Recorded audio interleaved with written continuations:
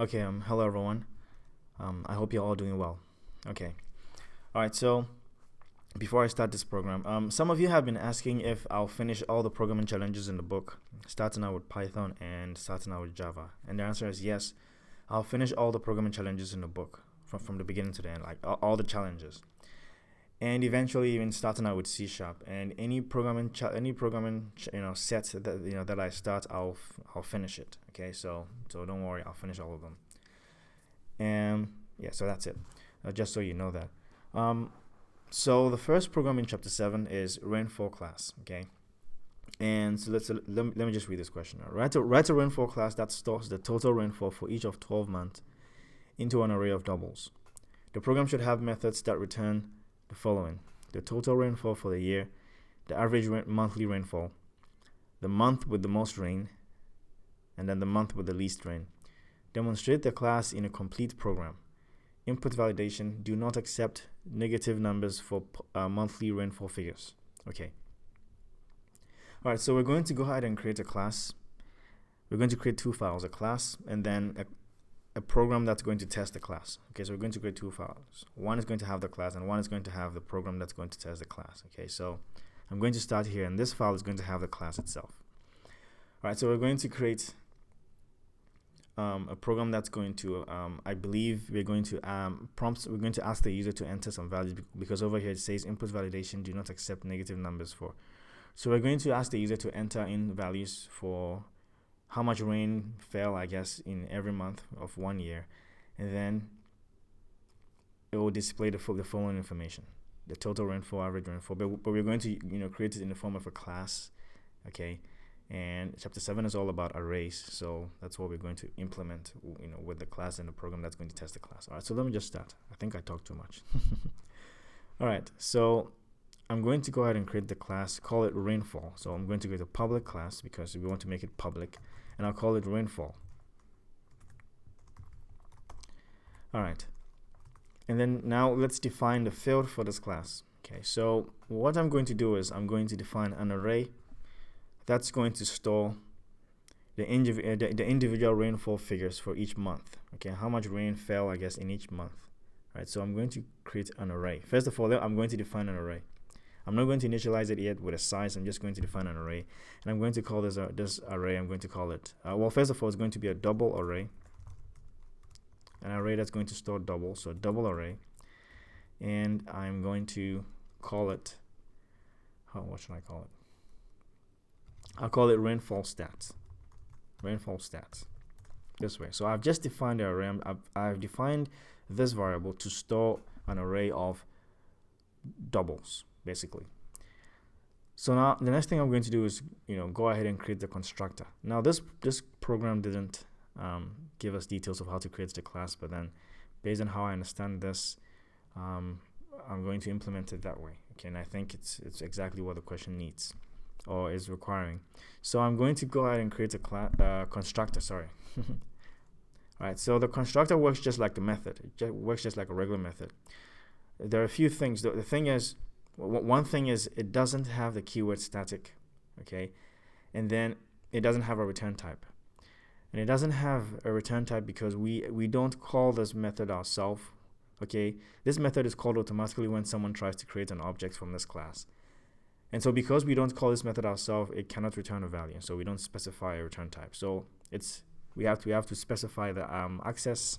Okay, so it's just the access specifier, and then the name of the constructor. And now the name of the constructor has to be the same as the name of your class. In this case, the name of my class is rainfall, so the name of the constructor is going to be rainfall. And then that's it. Apart from that, it looks just like a regular method. So, oops, I forgot the parentheses. All right. Now I'm going to define this constructor, okay, to accept in an array. Okay, so I'm going to define a parameter for an array. It's going to be a double array too. I'm going to call it just the parameter name. I'm calling it. I'll just say user array given. Actually, the array that is going to be given is going to be a rainfall array, right? Because we are going to transfer an array.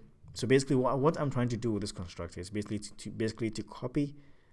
Okay, first of all, it's going to accept in an array, And what I'm trying to do with this is I'm trying to copy the elements of the array that's given here to this rainfall stats array that I have in my class. So that's the goal here. And so this rainfall constructor is going to accept a double array. I'm going to give it a name of rainfall stats given, okay, because that's what's, I'm just giving it this name because I think it makes sense to it. It makes sense to call it this, yeah. And first of all, what I want to do is I want to set the size of this rainfall stats array I have in my class. Okay, I want to set it to the size of this rainfall stats given that was passed. Okay, when whoever was trying to create this, when anyone tries to create an object from this class, they're going to use this constructor, and they need to pass in an array. So whatever array was passed in here, I'm setting this the array that I have here, rainfall stats, to the size of whatever array that was passed in when someone tried to create an object from this object. Okay, and to do that, I'll just say rainfall stats. Okay, now this hasn't been set as a size. It doesn't have a size. It's just been defined to store an array of doubles. Now I'm going to set a size. So now I'm going to create a new double array in memory. Okay, but I need to set a size. Now every array has a public field called length. Okay, it's public, so you can just use it. You can just access it. You don't need special methods to access it. So every array has a public field. I hope I didn't say public method. Every array has a public field called length that you can just call. It tells you how many, basically the length of the array. And so I want to set this array that I have in my class to the size of rainfall stats given. So rainfall stats given, or basically I'm setting it to the length of rainfall stats given. So rainfall stats given dot length. Rainfall stats given dot length returns, okay, the length of this array, and I'm setting this array here to the size of the array that was given here in this constructor. Okay, and terminate it. So this is a field, and that's why it doesn't have parentheses. It's not a method. Okay, it's a field, public field. All right, so now that I have this rainfall stats set as a size, now the next thing I want to do is basically copy the elements from the rainfall stats given into rainfall stats, and I'm going to do that with a for loop. So I'm going to create the structure, and I'm going to initialize a variable. I'm going to call it index. It's going to be an integer. Index is going to be, I'm going to start from 0. Now every array, I'm sure we know, or if we don't know, every array. Okay, so if an array has elements, we know that every array is represented by an index. The first element in an array is represented by an index of 0, and then the last element in an array is represented by an index of the length of the array minus 1. So if you have an array of, let's say, 5 elements, okay, the first element has an index of 1, and the last element has an index of 4, not 5. Because you're representing each of these 5 elements with indexes starting from 0. Okay, the first element is going to have an index of 0, second index of 1, third, fourth index of 2, fourth index of 3, and then the fifth index of 4. And that's why the index of the last element in your array will always be 1 less than the length of the array. Okay, so I'm starting from 0. I'm initializing this index from 0 so we can use this variable to represent the individual slots in the array. What I'm trying to do with this loop is I'm trying to go through this loop. I'm trying to go through this array and then access each of the elements in there and store it here. So for index is equals to 0, as long as index is less than the rainfall stats. I'll explain this in a second. Rainfall stats given dot length. We know that the rainfall stats given dot length gives us the length of the array. As long as that condition is true, do what's in the loop, and before you come back up and check to see if index is less than rainfall stats given dot length, add 1 to index. And so index is going to start from 0, right? And it's checking all the time to make sure that index is less than rainfall stats given dot length. And so if this array, well, we know for sure, like although we know that the array, first of all, is going to hold rainfall figures for 12 months. So we know there are going to be 12 elements in the array. But then these 12 elements are going to be represented with indexes from 0, or indices from 0 to 11, okay, because it's starting from 0. So the last element, the last index in an array will always be 1 less than the length of the array. And so we are going from 0, checking to make sure that index is less than the length of the array, which is true. The index, okay, or the indices, okay, the last index will always be less than the length of the array. And so if the index is less than the length of the array, then those are valid indices, right? Those are values, those are indices you can use to represent each element in the array. But if it's not less than the rainfall stats given, for example, if it's greater than the rainfall stats given dot length, if the index is greater than rainfall stats given dot length, then you are going out of bounds of the array, okay? So I'm just making sure that the index is going from starting from 0 all the way to, all the way to 1 less than the length of the array, because that's what the last index is going to be. It's going to be 1 less than the length of the array. All right, just making sure that that's the case.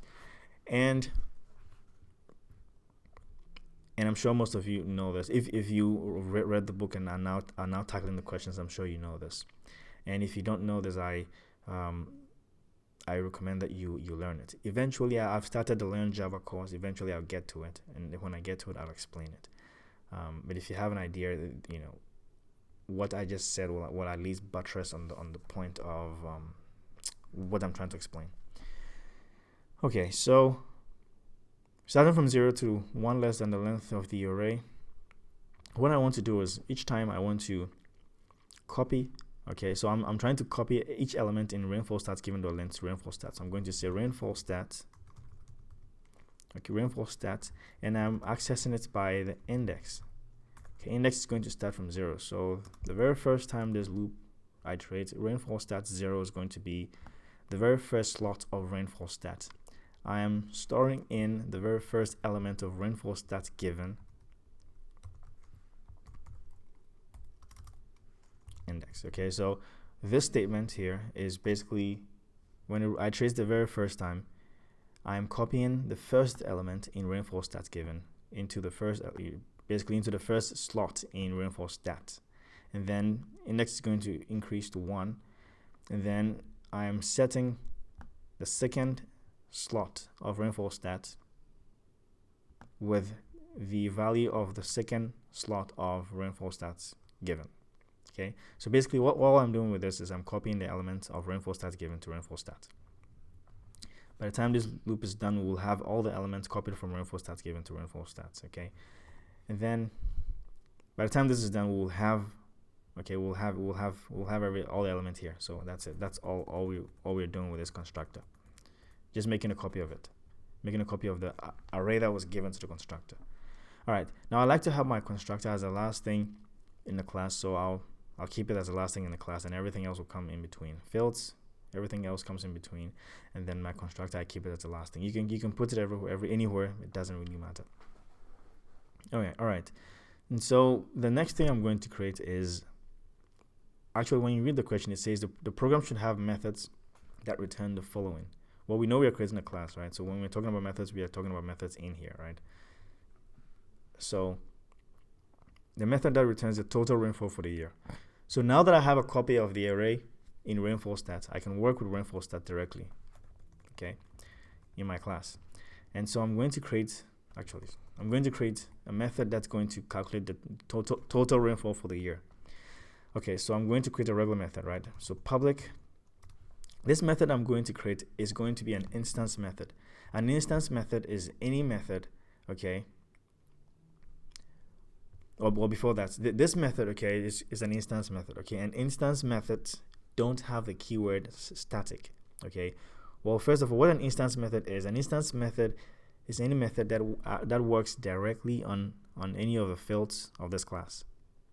Okay, so if any method works on a field directly on a field of this class, that method is regarded as an instance method. And instance methods don't have the keyword static, okay. Apart from that, they have everything else. They have a return type.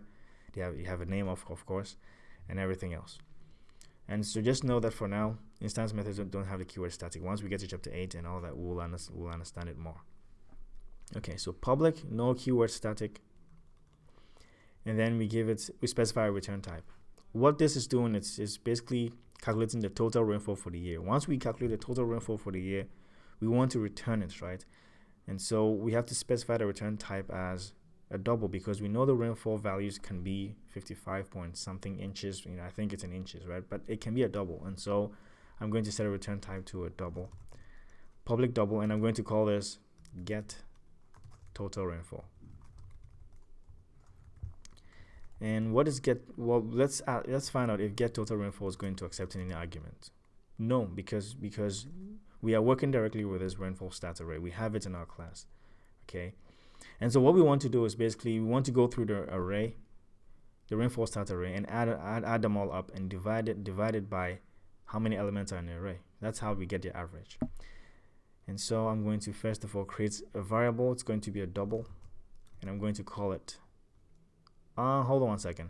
Actually, this is not the average. I for some reason I was thinking this is the average. We are getting now just the total rainfall, just the total. So basically, we're going through the loop and adding all the values up. Okay, that's all we're doing. You're not finding an average yet. And so I'm going to create a variable. I'm going to call it total rainfall.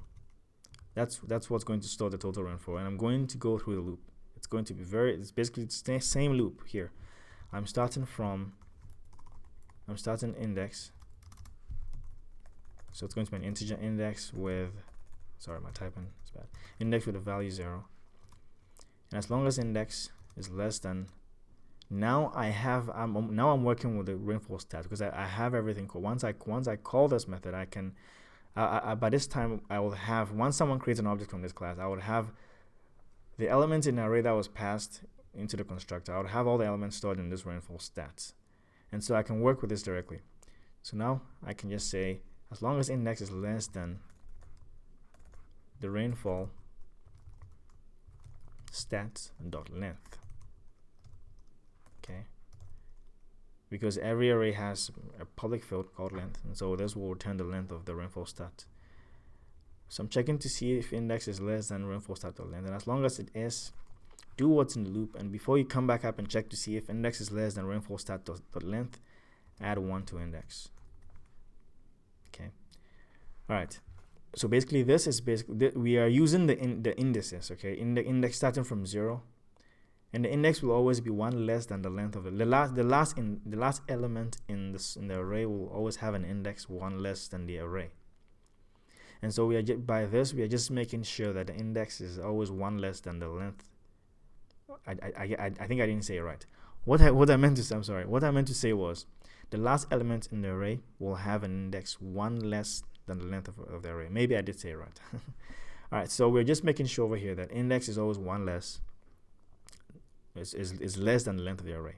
Okay, because if it gets to even the last index in the array, if it gets to a number that's less than, that's over the length of the array, then that number wouldn't be considered a valid index in that array, because in every array has an index. Okay, starting with the first element in the array, the first element has an index of 0. Okay, second element has an index of 1, all the way to the last element, which has an index of 1 less than the length of the array. So if the length of the array is 12, the index of the last element is going to be 11. Okay, so you're just using the index over here to represent each slot in the array. So we're going through the array over here, and then what we want to do is we want to add up each element, okay, all the elements, to total rainfall. We are accumulating the values in total rainfall, and so each time total rainfall, well, first of all, it's the total, right? So let's initialize it to 0. Initially it's 0, so we can add up to it. So total rainfall is going to be equal to total rainfall.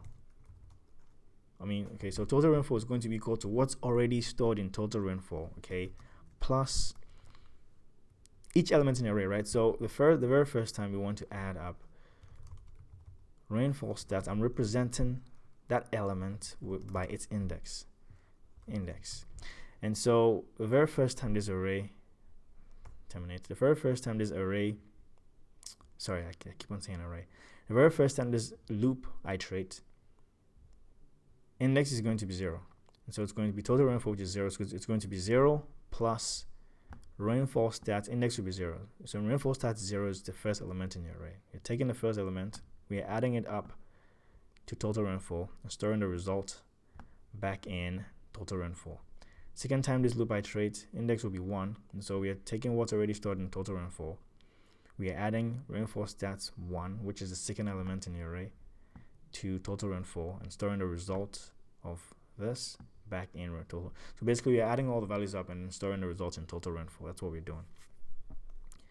And so by the time we're done with this loop, we'll have the total rainfall, and so we can just go ahead and return total rainfall. Okay, and then the next thing we're going to do is also going to be another instance method to calculate the average monthly rainfall. Okay, so I'm just going to make a copy of this method. We're going to change a few things. Okay, so it's also going to be an instance method, right? Because it's working directly with the rainfall stats array. That's what we're going to work with, the values in rainfall stats array. And so it doesn't need the keyword static. When you think about it, this is also going to return the average, and so we have to set the return type to a double. We have to set a return type to a double. We only have to change the name to, I'm going to call this get total average rainfall. Change this to total to average rainfall. Okay, so it's going to return a double, which is the average, and average can be a value like 57.8, or and that's a double figure. So once we get the average, we want to return that. And so all what this is going to do is actually, let me remove all of this because we don't need it, because I just made a copy of this. I just wanted to get the structure. So public double gets average rainfall. What we are going to do is we're going to return. Okay, what are we returning? We are returning. Now we know that we know how to calculate the average. It's basically the sum of all the elements in the array divided by how many elements are in the array, right? Now we have a method over here that's calculating the sum, basically all the elements in the array, the sum of all the elements in the array. So we can call that method. I'm just going to say over here, return get total rainfall. This method is going to return the sum of all the elements in the array, and I can divide it by how many elements in the array. And remember, I said each array has a public field called length, which tells you how many elements in the array. And so I'm returning, okay, the division of get total rainfall and rainfall stats, because that's the array we're dealing with, dot length. So this is going to return to you how many elements are in the array, and this is going to return to you all the elements in the array summed or added up. So the sum of all the elements in the array divided by how many elements in the array. And then now we are done with our average rainfall. This is going to return our average rainfall for us. All right, so now let's figure out how to calculate the month with the most rainfall. So I'm just going to make I'll just code it. Okay, so it's also going to be an instance method, so no keyword static. But let's see, the month with the most rainfall. Okay, so it's going to return a month, right? For now, I don't want to return like a string or anything. We can. Let's return an integer value that represents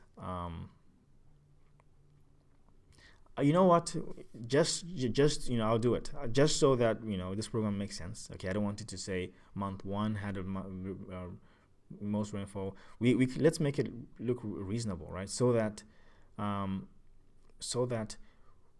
it's it makes sense. So that the program can say, okay, September had the most rainfall, January had the so that's much more reasonable, I guess. You can do that, or we can just leave it. But let's do this. Or you know what? Let's do it a simple way, so you have an understanding of it, because otherwise the code may be complex, and then later on we can add that to it. Okay, so it's going to be an instance method. Now I need to specify the return type. I'm going to, first of all, we know we're going to return an integer, right, to represent the month with the most rainfall and the month with the least rainfall. But this is what I want to do first.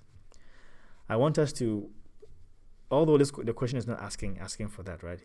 Let's first figure out the most rainfall. Okay, not necessarily the month with the most rainfall. Let's figure out just the most rainfall and then the least rainfall, because we're going to use these values to basically find the month with the most and least rainfall.